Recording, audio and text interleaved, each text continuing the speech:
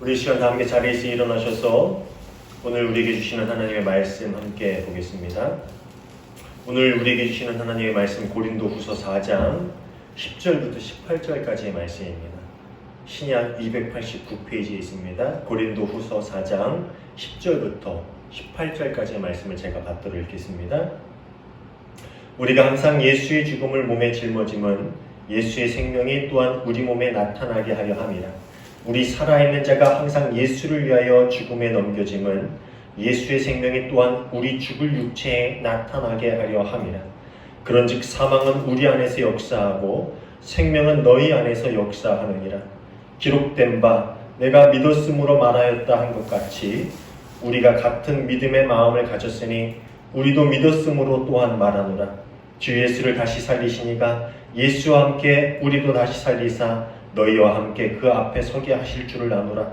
이는 모든 것이 너희를 위함이니 많은 사람의 감사로 말미암아 은혜가 더하여 넘쳐서 하나님께 영광을 돌리게 하려 함이라. 그러므로 우리가 낙심하지 아니하노니 우리의 겉사람은 낡아지나 우리의 속사람은 날로 새로워지도다.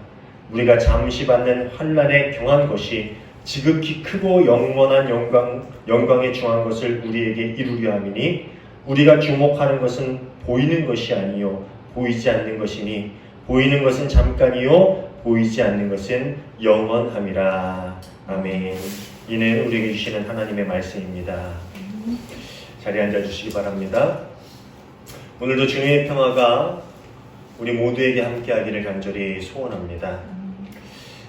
예전에 들은 말인데요. 시간 가는 속도가 20대에는 20km의 속도로 시간이 가는 것처럼 느껴지면은 30대에는 30km, 40대에는 40km, 그리고 나중에 70대 가면 진짜 70km의 속도로 시간이 가는 것처럼 느껴진다라는 이야기를 들었는데, 확실히 젊었을 때는 모르는 것 같은데 나이를 먹으면 먹을수록 시간이 참 빨리 지나가는 것 같다라는 것을 느낍니다.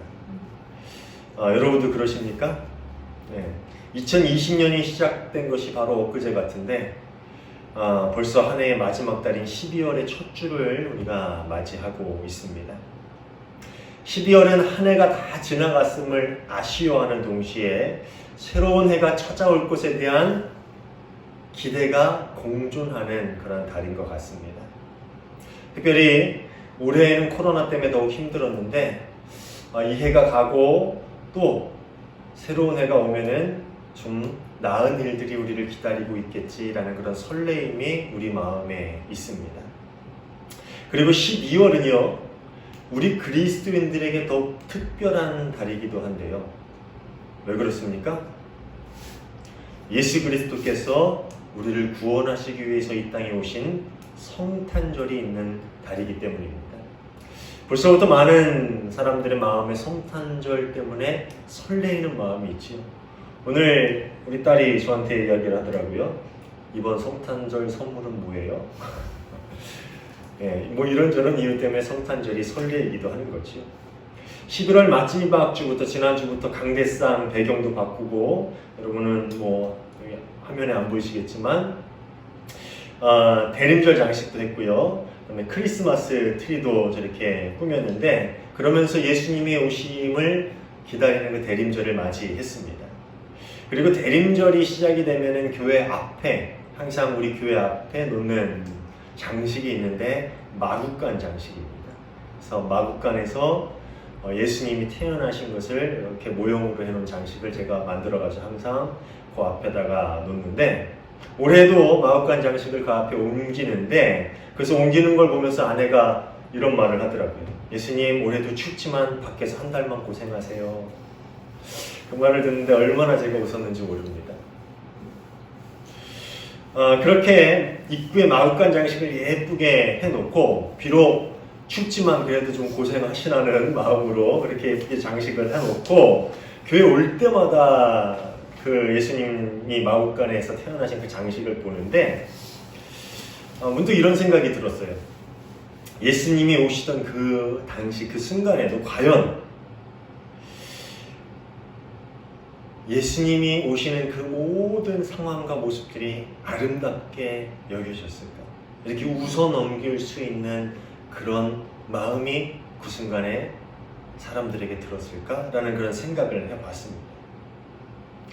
그 당시 상황을 이렇게 떠올려 보면요, 만삭인 마리아가 잠을 청할 방이 없어서 마구간 한 구석에 자리를 잡고 눕습니다. 근데 마침 배가 아파옵니다. 만삭인 배가 아파오고 아무것도 준비하지 못한 상황에서 아기 예수님이 탄생을 합니다. 아이를 눕힐 곳도 없어 마침 옆에 있던 말의 여물통 위에 포대기를 싸서 아이를 눕혀놓고요.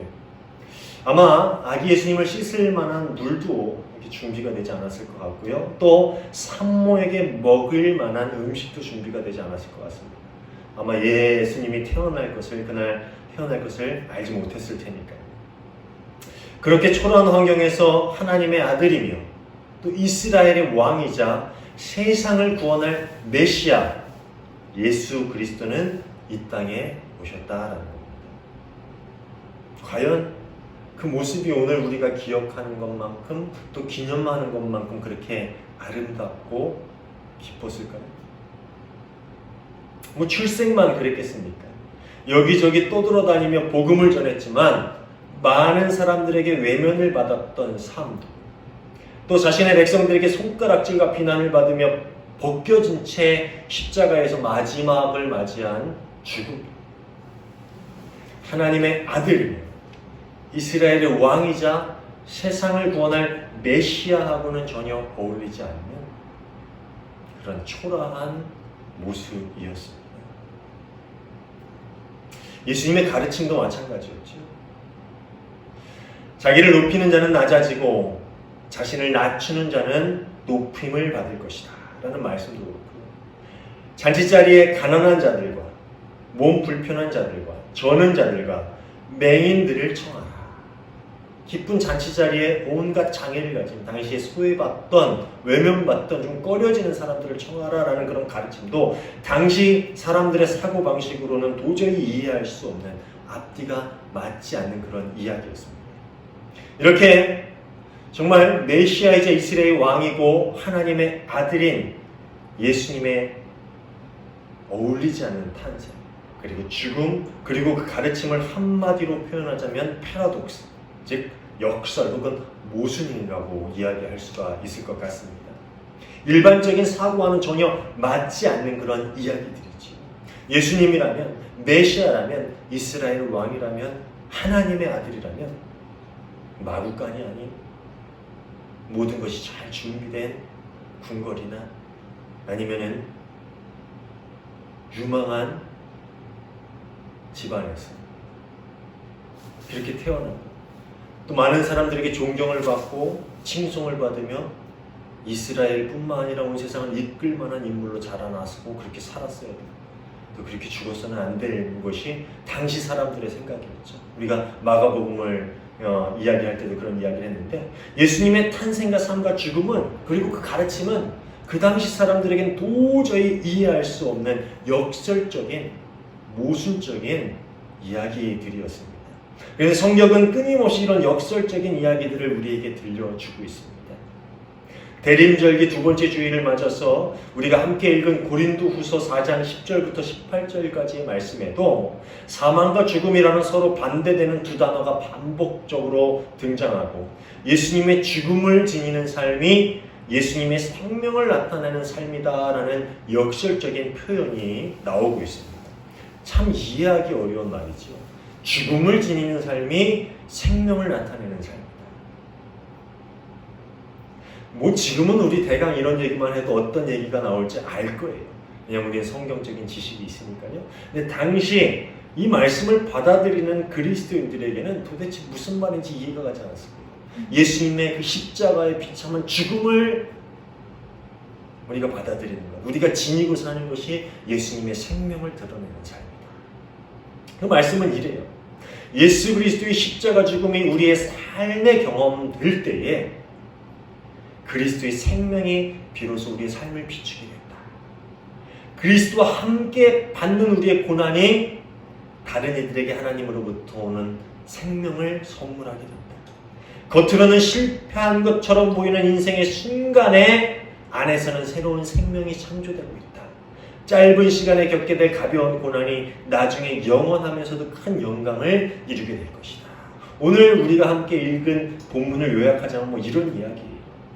이것이 오늘 우리에게 주시는 사도 바울의 가르침이죠. 조금 더 쉽게 설명을 하자면요. 우선 예수 그리스도가 십자가에 못 박힌 것처럼 나 자신 또한 예수님을 위하여 죽음을 불사할 때, 그 죽음을 경험할 때 비로소 그 삶 안에 예수 그리스도께서 주시는 생명의 빛이 비추게 된다라는 그런 이야기예요.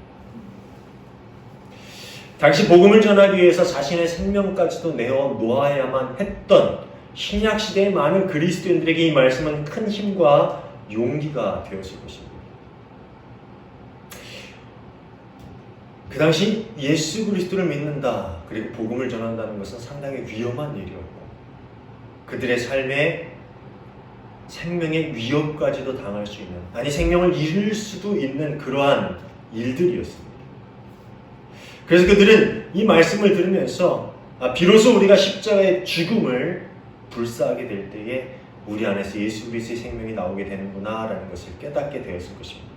오늘날에는 육신의 죽음이 우리를 위협하는 상황에서 신앙생활을 하고 있지는 않지요.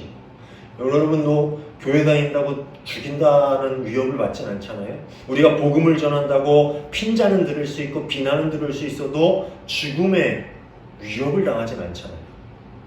그래서 오늘의 삶에 이 말씀을 적용해 보자면은 우리의 모든 고집과 욕심을 십자가에 못 박고 우리의 자아가 죽을 때에 비로소 우리 삶에 그리스도의 생명이 드러나게 된다라는 의미로 이 가르침은 우리에게 전해져 오고 있습니다.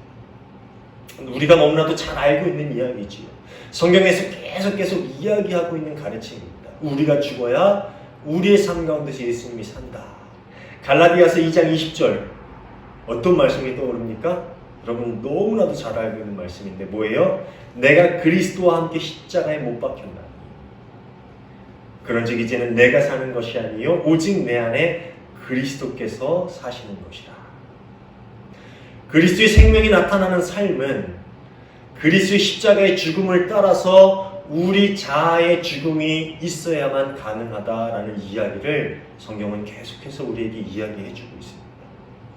입으로만 고백한다고 우리의 삶 가운데 예수님이 드러나면 얼마나 편하겠습니까? 그죠?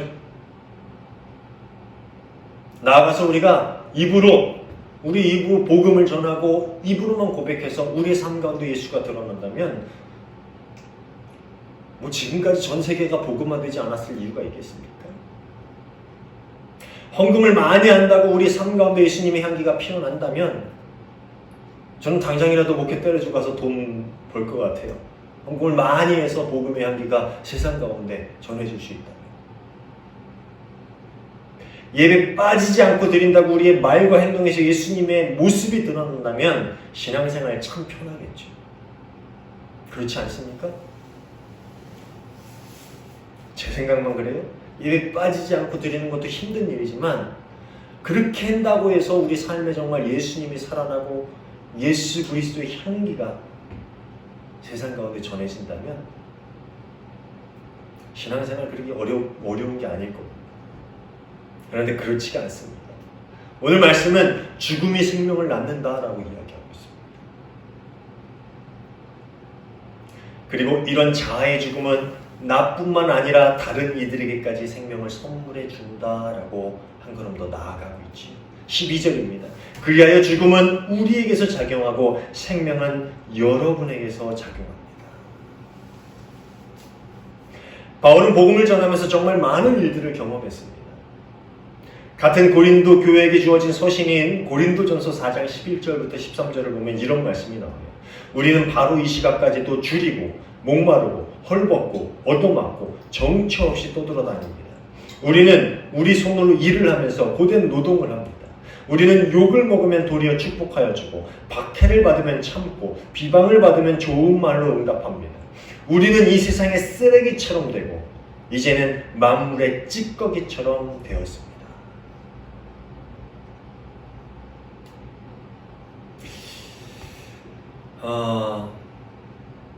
그 당시 바울의 삶을 생각을 해보면 참 이게 과연 가능했을까라는 그런 생각을 해봅니다. 목마르고 줄이고 헐벗고 얻어맞고 정처 없이 떠돌아다니는 것뿐만 아니라 그런 가운데 고된 노동을 하면서 복음을 전했어야 하는 그 시간들 가운데서 또 욕을 먹기도 하고 박해를 받기도 하고 비방을 받기도 하는데 그 가운데서 그것을 같은 비방과 같은 욕으로 돌려주는 것이 아니라 축복의 말로 참으며 좋은 말로 돌려주는 그러한 삶을 살아야만 했습니다. 그래서 바울이 표현하는 이 표현이 정말 그 삶이 얼마만큼 비참했는지를 알 것 같아요. 우리는 이 세상의 쓰레기처럼 이제는 만물의 찌꺼기처럼 되었습니다.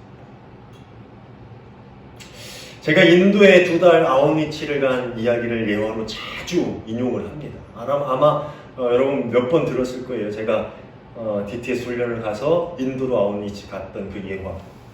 저는 그 경험이 제 신앙에 있어서 매우 소중한 경험이기 때문에 그것을 자주 여러분께 얘기를 합니다. 가기 전에 하나님의 음성을 듣고 인도라는 곳으로 가기로 결정을 했죠.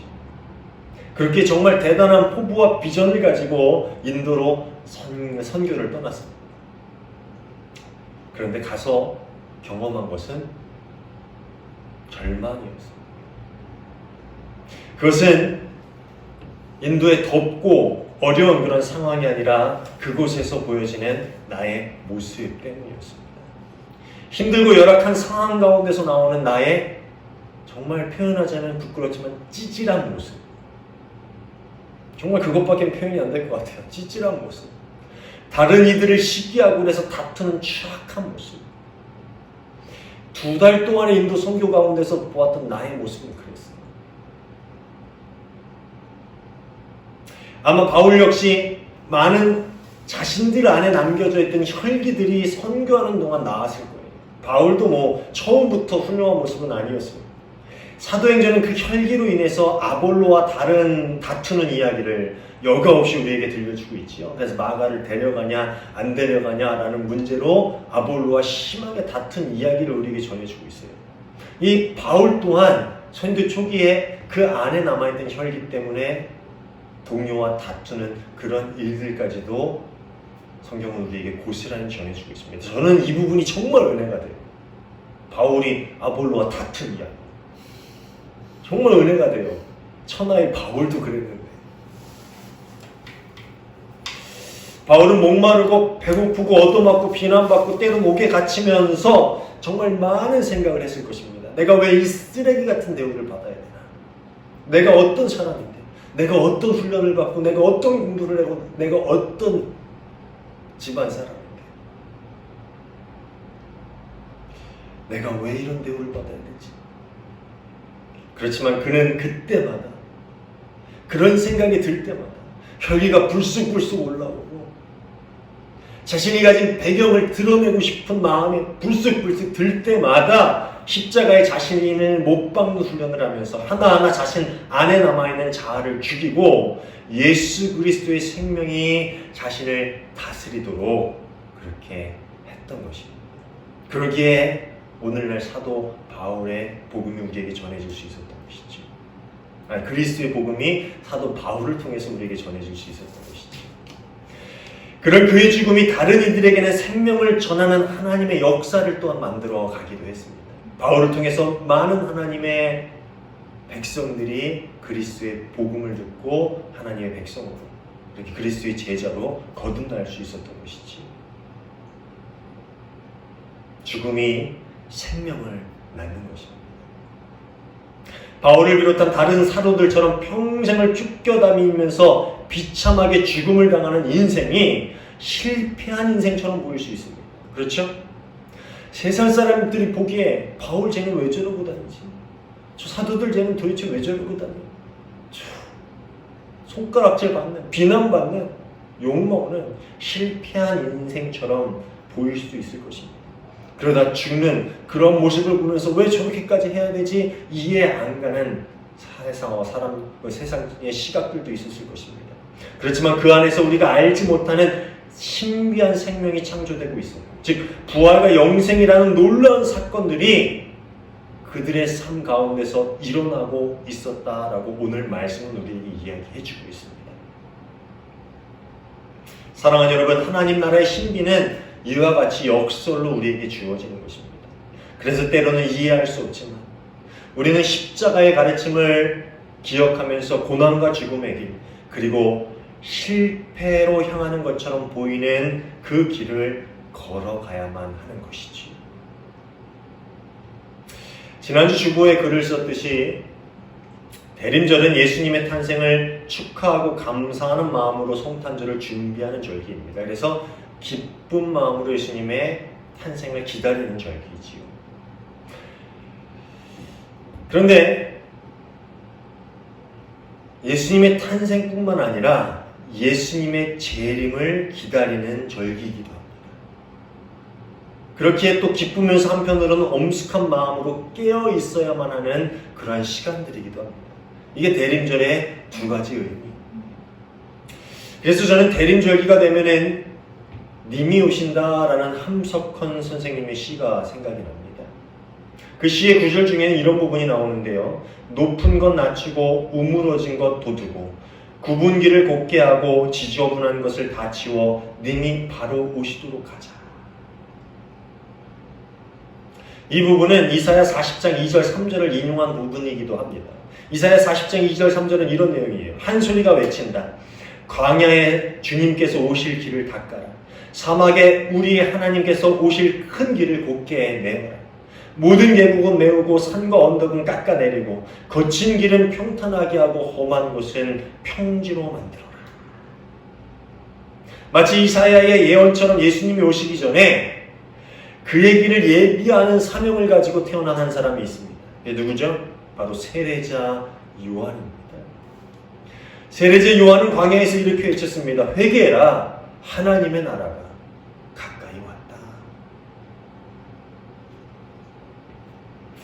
대림절기를 보내고 있는 우리에게 메워야 할 계곡은 무엇이고 깎아야 할 산과 언덕은 무엇이고 평탄하게 만들어야 할 거친 길은 무엇일까요?